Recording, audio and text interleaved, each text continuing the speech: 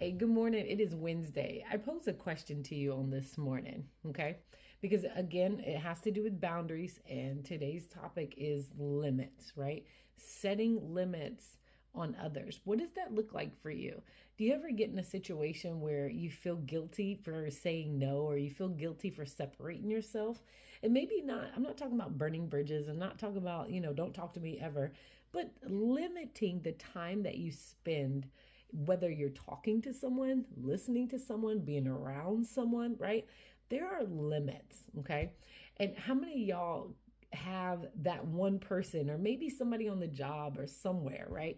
Where you're just like, oh, I don't know what to do. Okay, let me encourage you on today. This is the reason why limits are important and they create healthy boundaries, okay? Setting limits on others is good. 1 Corinthians chapter 15, 33. The Bible says, do not be misled, okay? We could be misled by our feelings, by our emotions, right? The impulse and the desires that we have for certain external things to happen. We can be misled in relationships where we're in relationships longer than we should. It says, do not be misled. Bad company corrupts good character. I don't care if you have a title. I don't care how long you've been in the office, whatever title that you are.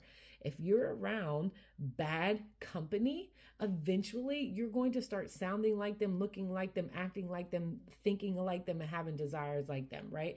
That's why there's a separation. That's why we have to have limits, right? God sets standards. There's so many areas in the Bible where God sets standards, right? But he allows people to be who they are. But there is a point that we have to separate ourselves from bad behavior. We even have to set our internal limits, right?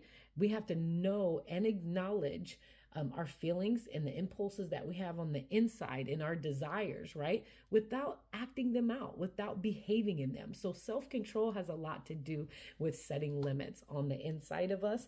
And then we got to understand that when we set limits on the outside, right, we can't change people, but we can influence them. And sometimes when you set that limit, that might actually be a blessing to allow the other person to start changing some things that they do because they see how important and valuable you are.